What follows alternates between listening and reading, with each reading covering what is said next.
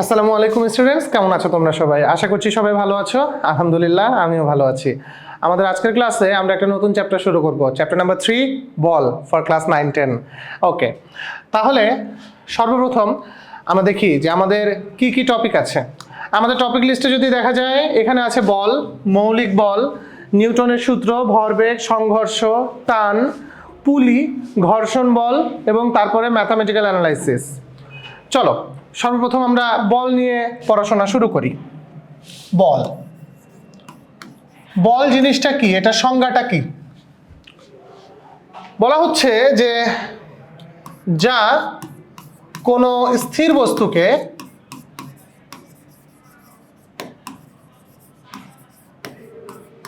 গতিশীল করে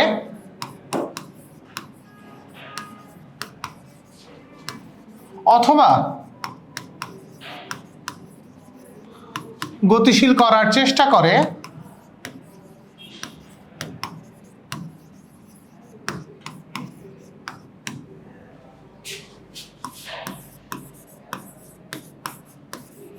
অথবা কোনো গতিশীল বস্তুর গতির দিক পরিবর্তন করে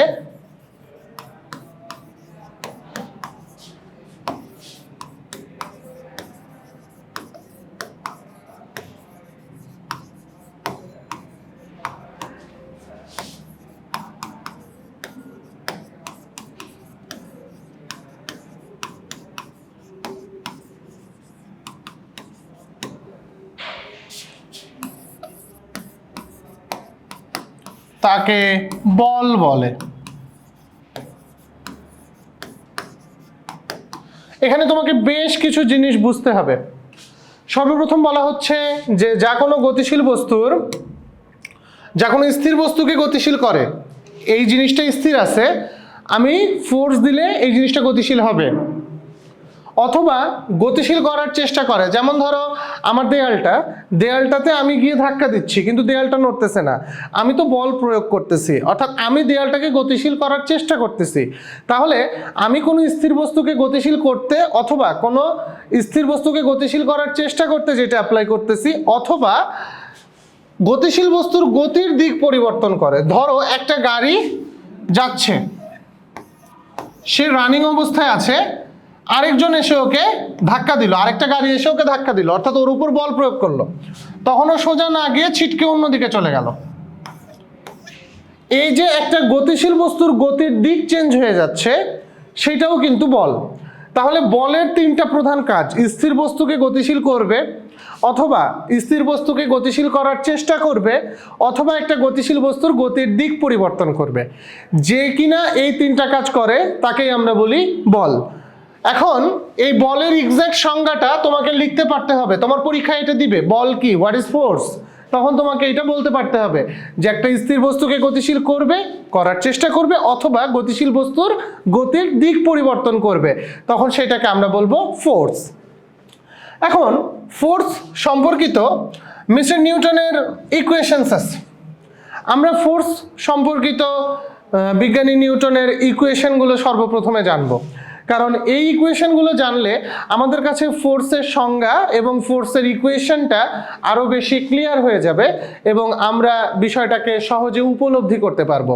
তো চলো আমরা নিউটনের ফোর্স রিলেটেড ইকুয়েশন স্টাডি করি, নিউটনের ফোর্সের সূত্র স্টাডি করি। নিউটনের প্রথম সূত্র, নিউটনের প্রথম সূত্র। ওকে, নিউটনের প্রথম সূত্রে নিউটন সাহেব বলছিলেন যে বাহ্যিক বল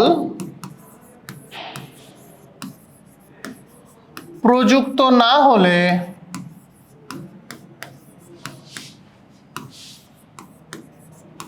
স্থির বস্তু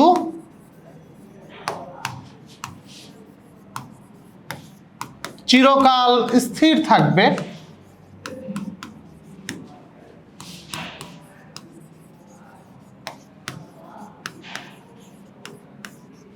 এবং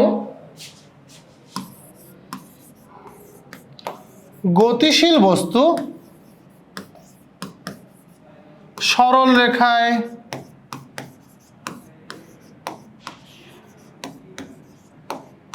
সমবেগে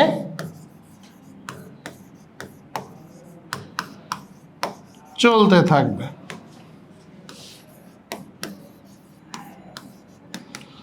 এইটা কিন্তু সায়েন্সের একটা one of the greatest philosophical ল।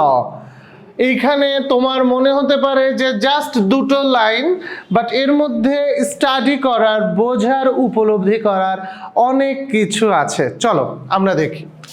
সর্বপ্রথম কথা, নিউটন বলতেছেন যে দেখেন ভাই, আপনি যদি বাইরে থেকে কোনো কিছুকে ফোর্স না দেন, তাহলে যে বস্তুটা স্থির আছে সে আজীবন স্থির থাকবে।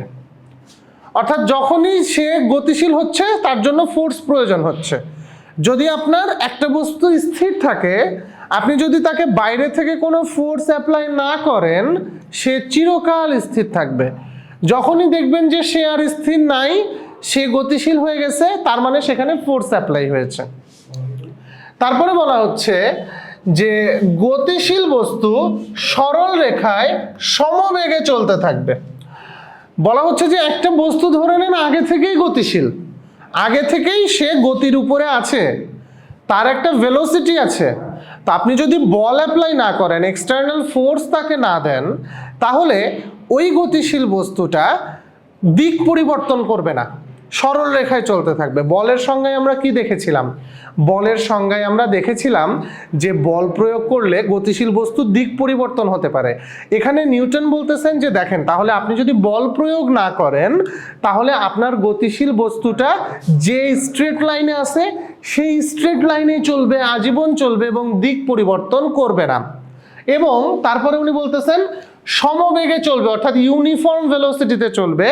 যে বস্তুটা গতিশীল আছে তাকে যদি আপনি কোনো প্রকারের ফ্রিকশন বাইরে থেকে না দেন, কোনো প্রকারের বল বাইরে থেকে না দেন, তাহলে সে অবশ্যই সমবেগে চলতে থাকবে, তার বেগের কোনো পরিবর্তন হবে না। অর্থাৎ ভেলোসিটির কোনো চেঞ্জ আসবে না, কোনো অ্যাক্সিলারেশন আসবে না। বোঝা গেছে যে যদি কোনো একটা অবজেক্ট গতিশীল থাকে, আপনি যদি তাকে বাইরে থেকে বল প্রয়োগ না করেন, তাহলে ওই গতিশীল বস্তুটা সরল রেখায় চলবে, তার ডিরেকশন চেঞ্জ করবে না, আর সমবেগে চলবে। অর্থাৎ তার কোনো অ্যাক্সিলারেশন থাকবে না, সেটা ইউনিফর্ম ভেলোসিটিতে চলবে, ভেলোসিটির কোনো চেঞ্জ আসবে না। এইটা উনি বলে দিচ্ছেন। তোমাদের মনে হতে পারে, আচ্ছা আমি একটা গাড়িকে গড়ায় দিলাম, গাড়িটার উপর বাইরে থেকে কোনো ফোর্স দিচ্ছি না, তাহলে গাড়িটা তো আজীবন ঘুরতে ঘুরতে ঘুরতে ঘুরতে চলতেই থাকার কথা। একটা খেলনা গাড়ির কথাই চিন্তা করা যাক। বাট ব্যাপার হচ্ছে কি, তুমি যে গাড়িটাকে গড়িয়ে দিচ্ছ, সেই গাড়িটার নিচে ফ্রিকশন কাজ করতেছে। ফ্রিকশন একটা বাধাদানকারী বল, ঘর্ষণ বল, এবং এই বলটা কাজ করার দরুন গাড়িটা থেমে যাচ্ছে। আর নিউটন বলছিলেন যে যদি কোনো প্রকারের কোনো বল কাজ না করে, তাহলেই কেবল ওই গাড়িটা চলতেই থাকতো। বোঝা গেছে? মূলত নিউটনের এই প্রথম সূত্রটা আমাদেরকে বলের সংজ্ঞা প্রদান করে। সবাই খাতায় নোট করে ফেলো যে নিউটনের প্রথম সূত্রের মাহাত্ম্যটাই হচ্ছে, নিউটনের প্রথম সূত্র আমাদেরকে ফোর্সের ডেফিনিশন প্রোভাইড করে। তারপরে আমরা নিউটনের দ্বিতীয় সূত্র দেখব, এবং তিনটা সূত্র স্টাডি করার পর তুমি বিজ্ঞানী হয়ে যাবা। দেখো, নিউটনের দ্বিতীয় সূত্র, নিউটনের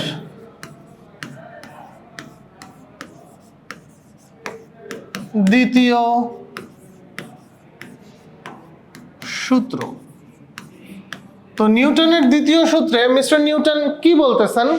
উনি বলতেছেন যে বস্তুর ভরবেগের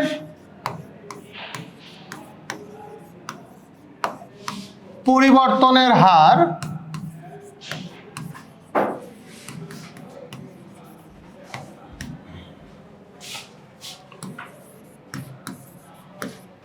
প্রযুক্ত বলের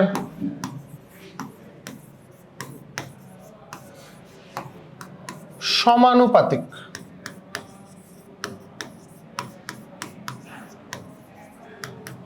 বস্তুর ভরবেগের পরিবর্তনের হার প্রযুক্ত বলের সমানুপাতিক।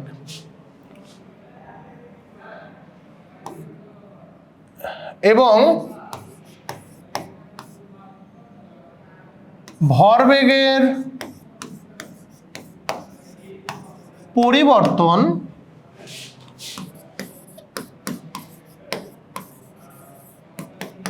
সেই দিকেই ঘটে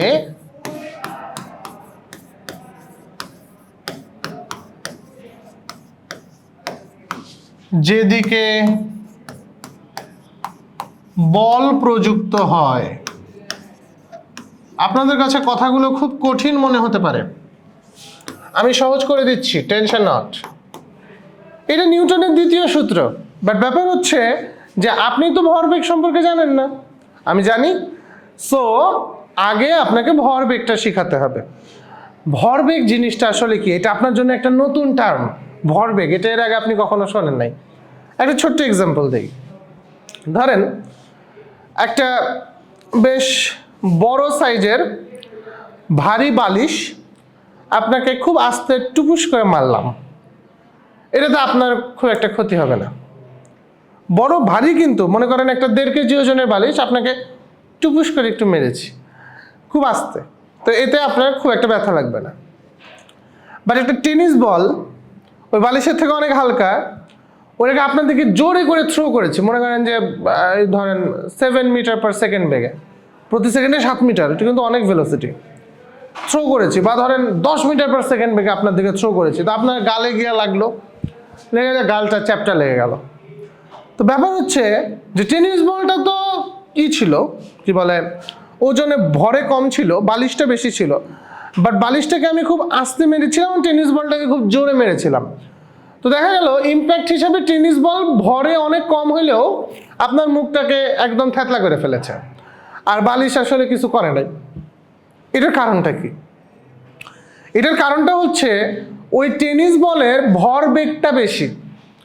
ভরবেগ মানে হচ্ছে ভর আর বেগের গুণফল। দেখেন একটা গাড়ি এসে আপনাকে খুব আস্তে করে মারলে আপনার হয়তো ঠ্যাংটা ভাঙবে, বাট অনেক জোরে করে মারলে আপনি ভর্তা হয়ে যাবেন। তো অনেক জোরে করে মারলে কাহিনী কি হচ্ছে, তার ভরের সাথে বেগ একটা ইফেক্ট রাখতেছে। অনেক ভারী গাড়ি, অনেক বড় একটা ট্রাক জাস্ট আপনাকে এসে একদম অল্প একটু টোকা দিল, এতে আপনার যে ক্ষতি হবে তার থেকে বেশি ক্ষতি হবে ওর থেকে কম ভরের একটা মোটরসাইকেল অনেক জোরে এসে আপনাকে মারলে। অর্থাৎ ভরবেগ হচ্ছে গিয়ে বস্তুর ভর আর বেগের গুণফল, যেটা কিনা নির্ধারণ করে দেয় যে কোনো একটা সিচুয়েশনের ইম্প্যাক্ট কি হবে, প্রভাব কি পড়বে, আপনি চ্যাপ্টা হবেন, ভর্তা লাগবেন নাকি ঠিক থাকবেন। ভরবেগের উপর নির্ভর করে এটা সিদ্ধান্ত নেওয়া যায়। ভরবেগ যখন বেশি তখন সেইটাকে থামাইতে বেশি পরিমাণ ফোর্স অ্যাপ্লাই করতে হয়। যেমন ধরেন একটা ট্রাকের যে ব্রেক, আপনি যদি একটা প্রাইভেট কারের ব্রেক খুলে ট্রাকে লাগান তাহলে দেখা যাবে সেইটা ট্রাককে থামাইতে পারতেছে না। আর যদি একটা ট্রাকের ব্রেক খুলে প্রাইভেট কারে লাগান তাহলে প্রাইভেট কার ব্রেক করার সাথে সাথে অ্যাক্সেল টায়ার সব চিপকা লেগে চ্যাটকায় যাবে। এর অর্থ কি, মানে একবারে পেঁচে ভর্তা হয়ে যাবে। এর অর্থ কি, অনেক বেশি ফোর্স অ্যাপ্লাই করে ফেলা হয়েছে। একটা ট্রাকের ভরবেগ অনেক বেশি থাকে, এই কারণে ট্রাক যখন কাউকে ধাক্কা দেয় অনেক বেশি ইম্প্যাক্ট ফেলে। এই ইম্প্যাক্ট কতটুকু পড়বে সেটা ভর এবং বেগ এই দুইজনের গুণফলের উপর নির্ভর করে। এই ভর এবং বেগের যে গুণফল সেটাকে বলা হয় ভরবেগ বা মোমেন্টাম। ঠিক আছে, is the product of mass and velocity. ভরবেগ একটা ভেক্টর রাশি। তাহলে সর্বপ্রথম আমরা দেখি ভরবেগ জিনিসটা কি। ভরবেগ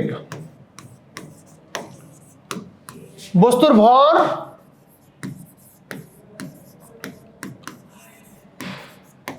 ও বেগের গুণফল।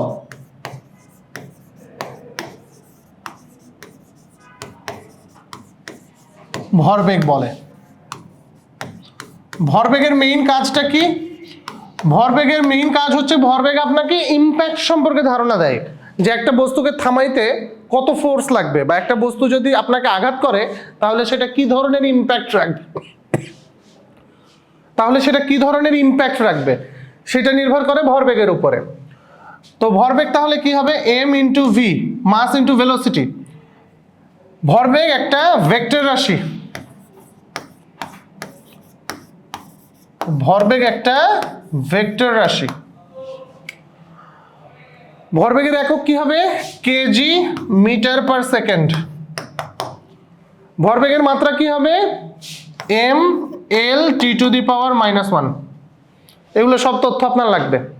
তাহলে ভরবেগ জিনিসটা কি? ভরবেগ হচ্ছে ভরবেগের গুণফল, ভরবেগের কাজ হচ্ছে ইম্প্যাক্ট অ্যানালাইসিস, অর্থাৎ কোনো একটা জায়গায় একটা জিনিস ধাক্কা মারলে কতটুকু প্রভাব ফেলবে, অথবা কোনো একটা বস্তুকে থামাইতে কতটুকু ফোর্স অ্যাপ্লাই করতে হবে, সেটা হচ্ছে ভরবেগের মেজারমেন্ট। ভরবেগ যার বেশি সে বেশি আঘাত করবে, বেশি জোরে আঘাত করবে, বেশি ক্ষয়ক্ষতি করবে। ভরবেগ যার কম সে কম ক্ষয়ক্ষতি করবে। ভর আর বেগের গুণফলকে ভরবেগ বলা হয়, এবং ভরবেগ একটা ভেক্টর রাশি, এটার একক কেজি মিটার পার সেকেন্ড, এবং এইটার ইউনিট হচ্ছে mLT⁻⁻1। ঠিক আছে, এখন আমরা শিখব যে নিউটন এই সূত্রটাতে কি বলতেছেন।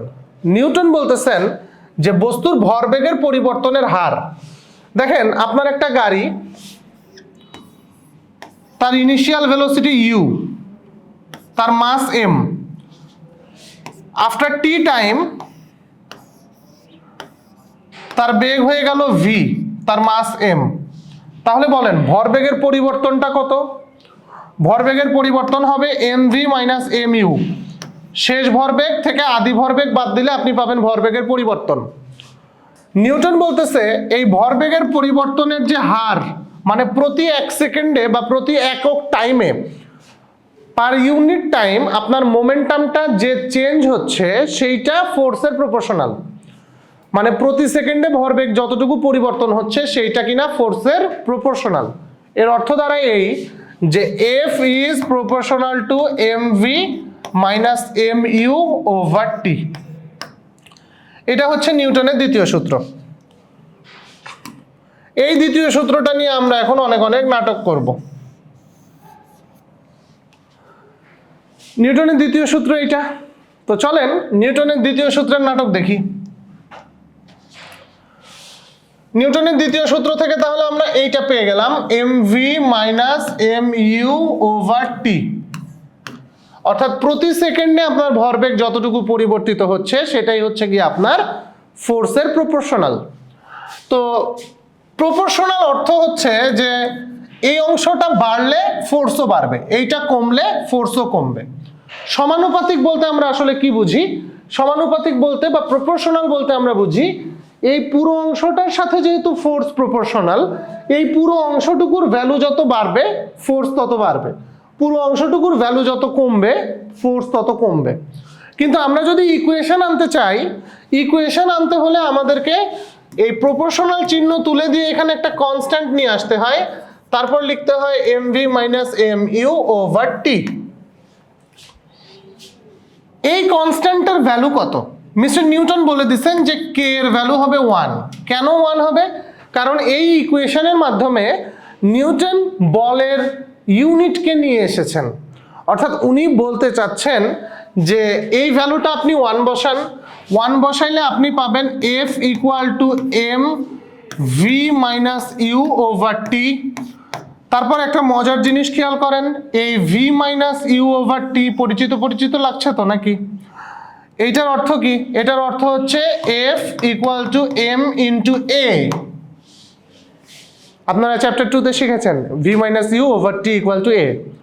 তো নিউটন বলতেছেন যে ভাই দেখেন, আপনি এই k এর ভ্যালুটা 1 বসাবেন এই কারণে যে আমি বলতে চাচ্ছি 1 metre per second square acceleration এবং 1 কেজি বস্তু, অর্থাৎ যদি 1 কেজি বস্তু 1 metre per second square acceleration প্রাপ্ত হয় তখন সেই বলটাকে আমরা বলবো 1 নিউটন।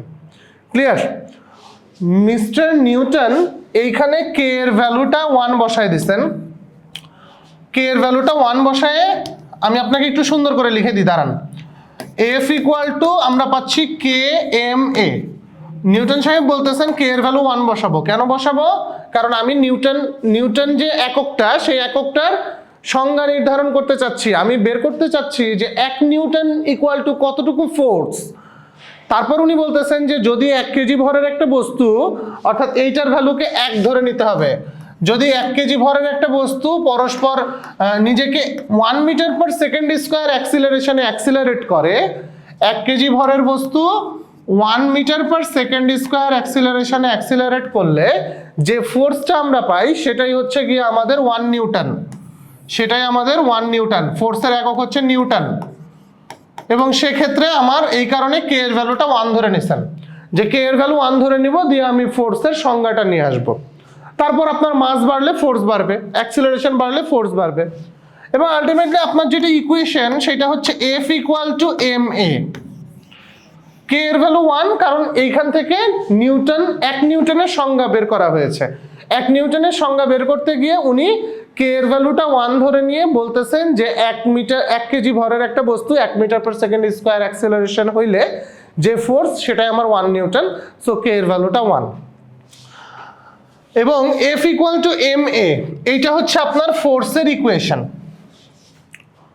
এই ইকুয়েশনটা আমাদের পুরো চ্যাপ্টার জুড়ে লাগবে, force equal to mass into acceleration. মনে রাখবেন আপনার ফোর্স একটা ভেক্টর রাশি, তাই এইটাকে ভেক্টর ফরম্যাটে এভাবেও লেখা যায়। এফ মাথার উপর একটা অ্যারো দিয়ে দিলে সেটা হয়ে যায় ভেক্টর ফরম্যাট।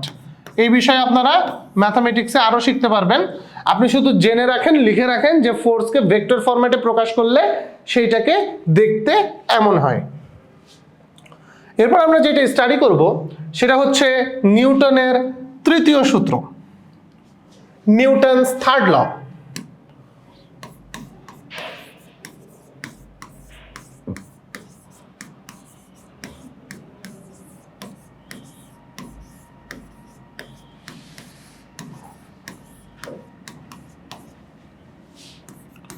প্রত্যেক ক্রিয়ারই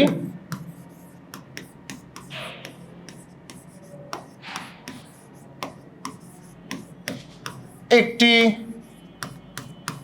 সমান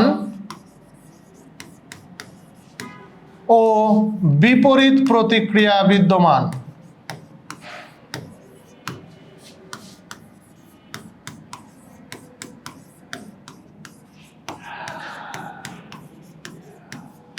সবাই লিখেন, আমি বুঝাই দিচ্ছি, টেনশন নট। প্রত্যেক ক্রিয়ারই একটি সমান ও বিপরীত প্রতিক্রিয়া বিদ্যমান। ক্রিয়াবল যতক্ষণ কাজ করে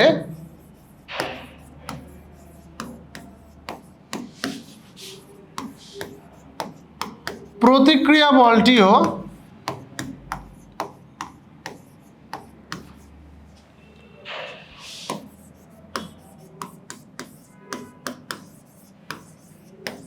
ততক্ষণ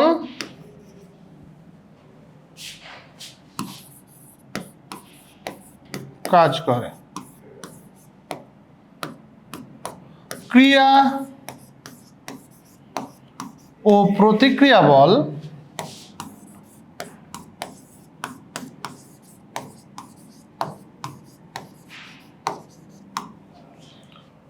দুটি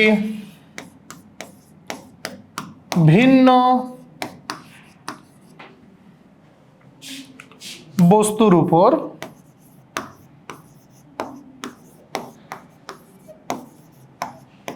কাজ করে।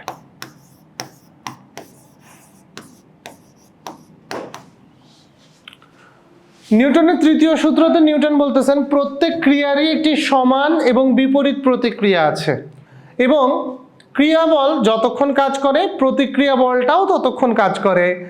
আর ক্রিয়া প্রতিক্রিয়া বল পরস্পর দুটো ভিন্ন বস্তুর উপর কাজ করে। তো অনেক কঠিন মনে হচ্ছে, আমি ব্যাপারটাকে সহজ করে দেই। দেখেন, ক্রিয়া বল বলতে আমরা কি বুঝি? Actional force. What is actional force? Action force যেটা আর কি। অ্যাকশন ফোর্স কি বাবা? ধরো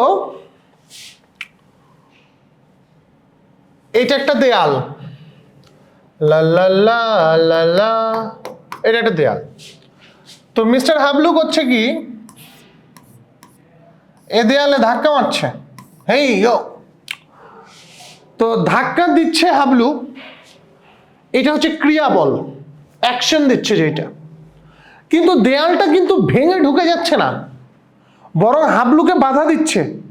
অর্থাৎ নিশ্চয়ই দেয়াল উল্টো দিক থেকে ওকে ধাক্কা দিচ্ছে। যদি ওকে ধাক্কা না দিত ও তো দেয়াল ভেঙে নিয়ে চলে যেত। যেমন মনে করো পুডিং আছে না, ডিমের পুডিং, ওর ভিতরে আঙুল ঢুকাই দিলে আঙুল দিব্যি ঢুকে যায়, ও আমাকে রিয়াকশন দিচ্ছে না। কিন্তু তুমি যদি একটা মেঝেতে আঙুল ঢুকাইতে চাও, পারবা না, কিন্তু রিয়াকশন দিচ্ছে। পুডিংও রিয়াকশন দিচ্ছে, কিন্তু সেই রিয়াকশনটা অনেক কম। ব্যাপার হচ্ছে যে এই দেয়ালটাকে মিস্টার হাবলু ধাক্কা দিচ্ছে। মিস্টার হাবলু যদি এই দেয়ালটাকে ধাক্কা দেয়, তাহলে দেয়ালটা যেহেতু ভিতরে ঢুকে চলে যাচ্ছে না, বরং হাবলু বাধা পাচ্ছে, এর অর্থ হচ্ছে দেয়ালটাও হাবলুকে ধাক্কা দিচ্ছে। হাবলু দেয়ালকে যে ধাক্কাটা দিচ্ছে সেটা হচ্ছে ক্রিয়াবল F1, আর দেয়াল হাবলুকে যে ধাক্কা দিচ্ছে সেটা হচ্ছে প্রতিক্রিয়া বল F2। এবং হাবলু দেয়ালকে যত জোরে ধাক্কা দিবে, ওই দেয়ালও হাবলুকে তত জোরে ধাক্কা দিবে। তুমি দেয়ালটাকে ঠেলো, ভালো কথা, আরো জোরে ঠেলো, মনে হবে তোমার হাতে আরো বেশি ব্যথা লাগতেছে, মানে দেয়াল তোমাকে আরো বেশি জোরে উল্টো দিকে ফোর্স দিতেছে। এর অর্থ হচ্ছে যে আমি যত জোরে ক্রিয়া বল দিব, প্রতিক্রিয়া বলও তত জোরে খাবো। এটাকে ইংলিশে বলা হয় টিট ফর ট্যাট, বাংলায় বলা হয় ইট মারলে পাটকেল খাইতে হয়। এটাই হচ্ছে গিয়ে সেই নিউটনের তৃতীয় সূত্র, যেখানে তুমি যে কাজ করবা তার সমান পরিমাণ বিপরীত দিক থেকে প্রতিক্রিয়া পাবা। অর্থাৎ তুমি ফোর্স যতটুকু অ্যাপ্লাই করবা, উল্টো দিক থেকে ততটুকু ফোর্সে তোমাকে ধাক্কা দেয়া হবে। এবং বলা হচ্ছে দুটো ফোর্স যেহেতু সেম, কিন্তু তাদের ডিরেকশন উল্টা। সো এইটা হচ্ছে নিউটনের তৃতীয় সূত্রের গাণিতিক ব্যাখ্যা বা গাণিতিক ইকুয়েশন, ম্যাথামেটিক্যাল রিপ্রেজেন্টেশন হচ্ছে এইটা, যে F1 = -F2। এর অর্থ কি? এর অর্থ হচ্ছে F1 F2 পরস্পর সমান। আমি যতটুকু ধাক্কা দিচ্ছি ক্রিয়াবল যতটুকু, উল্টো দিক থেকে প্রতিক্রিয়া বলটাও ততটুকু, কিন্তু আমার ক্রিয়া বলের দিক এবং প্রতিক্রিয়া বলের দিক পরস্পর উল্টা, তাই মাইনাস আসছে। ক্লিয়ার? তুমি যদি শুধুমাত্র F1 এর মান আর F2 এর মানের কথা চিন্তা করো, তাদের দুইজনের ভ্যালু পরস্পর সমান, কিন্তু ডিরেকশন উল্টা। এটাকে ভেক্টর ফরম্যাটে এভাবেও লেখা যায়। তোমাদেরকে অবজেক্টিভে বলবে নিচের কোনটি সত্য, তখন কিন্তু বিষয়টা ধরতে পারতে হবে। তো এই হচ্ছে তোমার ক্রিয়া বল এবং প্রতিক্রিয়া বল। প্রশ্ন আসতে পারে এখন মাথার মধ্যে অনেক, যেমন একদল বিচ্ছু এখন মনে মনে ভাবতেছে, আচ্ছা যে কোনো বস্তুকে ধাক্কা দিলে যদি আমরাও ধাক্কা খাই, তাহলে ধরেন একটা গাড়িকে তো ঠেলি, তো গাড়িকে যে ঠেলি, গাড়ি সামনের দিকে গড়গড় করে চলে যায়, তো আমি পিছন দিকে চলে আসি না কেন? গাড়িও তো আমাকে ধাক্কা দিচ্ছে। আবার আরেক দল ভাবতেছে এই যে আচ্ছা প্রত্যেক জায়গাতে যদি ক্রিয়া বল আর প্রতিক্রিয়া বল সমান হয়, অর্থাৎ আমি একটা বস্তুকে যত জোরে ধাক্কা দিচ্ছি বস্তুও আমাকে তত জোরে ধাক্কা দিচ্ছে, তাহলে তো বস্তুরও নড়ার কথা না, আমারও নড়ার কথা না, কারণ যতটুকু ডানে ততটুকু বামে, এইভাবে তো কাজ করতেছে। একজন ক্রিয়া বল দিল আর বস্তু প্রতিক্রিয়া বল দিল, দুইটা যদি সমান হয় তাহলে তো বস্তুরও নড়ার কথা না, আমারও নড়ার কথা না, জাস্ট দুইজনকে ধাক্কাধাক্কি করার কথা। এই দুই গ্রুপের বিচ্ছু আছে ক্লাসে, আমি জানি। এখন দেখো প্রথম কথা, সেটা হচ্ছে নিউটন সাহেব কি বলছিলেন। নিউটন সাহেব বলছিলেন যে তুমি যদি একটা জায়গাতে ক্রিয়া বল দাও, তুমি প্রতিক্রিয়া বল পাইবা। এর অর্থ হচ্ছে তুমি গাড়িকে ঠেলতেছো, গাড়িকে ঠেললে গাড়িও তোমাকে নিশ্চয়ই ঠেলতেছে, কিন্তু তুমি কেন গাড়ির মতো পিছন দিকে চলে যাচ্ছ না? গাড়ি সামনের দিকে চলে যাচ্ছে, তুমি কেন পিছন দিকে চলে যাচ্ছ না? এর কারণটা হচ্ছে যে মাটি তোমাকে ফ্রিকশন দিয়ে কামড়ে ধরে রেখেছে, ঘর্ষণ বল দিয়ে। তুমি চিন্তা করে দেখো, এই গাড়িটা তুমি যদি বরফের উপর নিয়ে গিয়ে ঠেলতা, তাইলে জাস্ট নাকের ভরে একটা সামনের দিকে পাল্টি খাইতা। আবার ধরো তুমি যদি এই গাড়িটাকে কাদা মাটির ভিতর নিয়ে গিয়ে ঠেলতা, তাহলেও কি হইতো, ওই পা পিছলায় চলে যেত আর তুমি নাকের ভরে একটা পাল্টি খাইতা। মানে কি, পা পিছলায় পিছন দিকে চলে যাচ্ছে। এর অর্থ কি? এর অর্থটা হচ্ছে তুমি পিছন দিকে একটা ফোর্স পাচ্ছ, যেটা গাড়ি তোমাকে দিচ্ছে, কিন্তু তোমার এই জিনিসটা সাধারণত আটকায় দেয় কে? আটকায় দেয় হচ্ছে পায়ের নিচের মাটির ফ্রিকশন। পায়ের নিচের মাটিতে ফ্রিকশন থাকে, অ্যাজ এ রেজাল্ট তুমি পিছন দিকে চলে যাও না, তুমি মাটিতে আটকায় থাকো। প্রশ্ন হতে পারে, আচ্ছা গাড়িতে তাহলে ফ্রিকশন থাকে না কেন? বাবা, ওই গাড়িটাই যদি চাকা না থাকতো, ওটা যদি পুরো বডিটা জাস্ট মাটির উপর পড়ে থাকতো, বা একটা বিশাল পাথরকে ঠেলতে যাও, দেখবা ঠেলতে পারবা না। পাথরকে ঠেলতেছো, তুমি পাথরকে বল দিচ্ছ, পাথর নড়ে না, কিন্তু পাথর তোমাকে যে রিয়াকশন দিচ্ছে তার ফলে তুমি তোমার পা পিছন দিকে স্লিপ করে চলে যেতে চাইতেছে।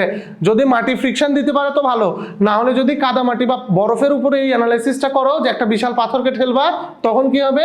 তখন তুমি পাথরকে ঠেলবা, পাথর সামনে তো যাবেই না, কিন্তু তুমি পা পিছলায় সামনের দিকে নাকের ভরে উল্টায় পড়বা। You have to feel this. যদি ফিল করতে না পারো তাহলে 2-4টা আচার খাইলে এমনি শিখে যাবা। এখন যেটা ব্যাপার সেটা হচ্ছে যে অবশ্যই রিয়াকশন বল আছে, যেটা আমার উপর প্রযুক্ত হচ্ছে। আমি উল্টায় পড়তেছি না, কারণ হচ্ছে গিয়ে আমার ফ্রিকশন আমাকে আটকায় দিচ্ছে। ফ্রিকশন সম্পর্কে ইন ডিটেল পড়াশোনা আমরা পরে দেখব। আরেকটাই ব্যাপার, ওই যে একদল আছে তারা ভাবতেছে আচ্ছা যতটুকু ফোর্স আমি দিচ্ছি ততটুকু ফোর্স আমাকে উল্টো দিক থেকে দিচ্ছে, তাহলে ওরও নড়ার কথা না আমারও নড়ার কথা না। তাদেরকে বলি শোনো, যখন তুমি এই বস্তুটাকে ডানে আর বামে সমান ফোর্স দিয়ে ঠেলবা তখন এই বস্তুটা কোনো দিকে যাবে না। তুমি একটা বস্তুর উপর দুটো ফোর্স অ্যাপ্লাই করছো, কিন্তু নিউটন সাহেব বলেই দিছিলেন যে ভাই ক্রিয়া বল যার উপর অ্যাপ্লাই হয় প্রতিক্রিয়া বল তার উল্টো জোনের উপর অ্যাপ্লাই হয়, অর্থাৎ ক্রিয়া আর প্রতিক্রিয়া বল দুইটা ভিন্ন বস্তুর উপর কাজ করে। আমি দেয়ালকে ধাক্কা দিচ্ছি, ক্রিয়া বল মানে অ্যাকশনাল ফোর্সটা দেয়া হচ্ছে দেয়ালের উপরে, আর দেয়াল আমাকে ধাক্কা দিচ্ছে অর্থাৎ প্রতিক্রিয়া বলটা আসতেছে আমার উপরে। শোনো, যখন একটা বস্তুর উপরে একাধিক ফোর্স অ্যাপ্লাই হয়, এই যে এই বস্তুটাকে ডানেও টানতেছি বামেও টানতেছি, এই ধরনের সিচুয়েশনের ক্ষেত্রে রেজাল্টেন্ট বা আলটিমেট ফলাফল বের করা যায়। কিন্তু যখন দুইটা ফোর্স দুইটা ভিন্ন বস্তুর উপর কাজ করে, যেমন ক্রিয়া বল আমি দিচ্ছি দেয়ালের উপর আর প্রতিক্রিয়া বল দেয়াল দিচ্ছে আমার উপর, এই ধরনের সিচুয়েশনে যখন দুইটা ভিন্ন ফোর্স দুইটা ভিন্ন অবজেক্টের উপর কাজ করে তখন কিন্তু রেজাল্টেন্ট ক্যালকুলেশন করার অপশন থাকে না। রেজাল্টেন্ট বা আলটিমেট ফলাফল ক্যালকুলেশন করা যায় কখন, রেজাল্ট ক্যালকুলেট করা যায় কখন, যখন অনেকগুলো ফোর্স একটা বস্তুর উপর কাজ করে। কিন্তু নিউটন সাহেব বলেই দিছিলেন যে ক্রিয়া ও প্রতিক্রিয়া বল দুইটা ভিন্ন বস্তুর উপর কাজ করবে। ক্লিয়ার তো স্টুডেন্টস? আচ্ছা, আরেকটা বিষয় উনি বলছিলেন ক্রিয়া বল যতক্ষণ কাজ করে প্রতিক্রিয়া বল ততক্ষণ কাজ করে, অর্থাৎ তুমি যতক্ষণ দেয়ালকে ধাক্কা দিবা দেয়াল ততক্ষণ তোমাকে ধাক্কা দিবে। তুমি দেয়ালকে ধাক্কা দিয়ে পাশে বেডে ঘুমায় পড়বা আর ঘুমের ভিতর দেয়াল উঠে এসে তোমাকে ধাক্কা দিবে, এমন হবে না, ঠিক আছে?